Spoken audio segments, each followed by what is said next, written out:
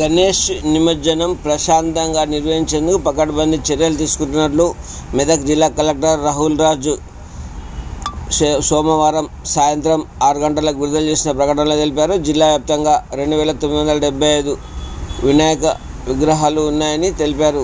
మెదక్ పట్టణంలో 168 గణేష్ విగ్రహాలు నిమజ్జనం చేస్తున్నట్లు ఆయన తెలిపారు. నిమజ్జన విధుల్లో ఎటువంటి ప్రమాదాలు జరగకుండా అధికారులు అప్రమత్తంగా ఉండాలన్నారు. మెదక్ పట్టణంలో నిమజ్జనానికి 3 క్రేన్లు, 1 జేసీబీ, 10 మంది గజ ఈతగాళ్లను ఏర్పాటు చేసినట్టు పేర్కొన్నారు. పరిసరాల పరిశుభ్రతపై శానిటేషన్ వర్కర్లను నియమించినట్లు తెలిపారు.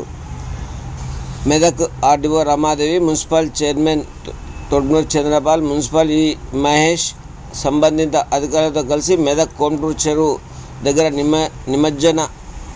గణేష్ నిమజ్జన ఏర్పాట్లను పరిశీలించారు. ఈ సందర్భంగా కలెక్టర్ మాట్లాడుతూ గణేష్ నిమజ్జనోత్సవాలను ప్రశాంత వాతావరణంలో నిర్వహించుకోవాలన్నారు. మెదక్ మండలం కోంటూరు చెరువును ప్రాంతాల ఏర్పాట్లను కలెక్టర్ క్షేత్రస్థాయిలో పరిశీలించారు. సంబంధిత శాఖల అధికారులతో కలిసి ఏర్పాట్లను పరిశీలించారు. ఈ సందర్భంగా గణనాథుని నవరాత్రులు పూజించిన అనంతరం భక్తి శ్రద్ధలతో నిమజ్జనం చేయటకు సోమవారం మధ్యాహ్నం నుండి నిమజ్జనం చేసే క్రమంలో భక్తి శ్రద్ధల సాగనంపటకు భక్తులు కృషి చేయాలని కలెక్టర్ సూచించారు. భక్తులకు అసౌకర్యం కలగకుండా ఎలాంటి అవాంఛనీయ సంఘటనలు జరగకుండా సంబంధిత శాఖల అధికారులు సమన్వయంతో వ్యవహరించాలన్నారు. మెదక్ పట్టణం కోంటూరు చెరువు వద్ద భారీ క్రేన్లు, 3 క్రేన్లు, 1 జేసీబీ, 10 మంది గజయితగాళ్లను ఏర్పాటు చేసినట్లు తెలిపారు. చెరువులు, కాల్వలు భారీగా నీరు ఉన్నందున ఎలాంటి ప్రమాదాలు జరగకుండా గజయితగాళ్లు, ఫైర్ సిబ్బంది అందుబాటులో ఉంచుతామన్నారు. నిమజ్జన సమయంలో ఇతరులకు ఆ ప్రదేశాన్ని రాకుండా కట్టుదిట్టంగా భారీ క్రేన్లను ఏర్పాటు చేస్తున్నామన్నారు.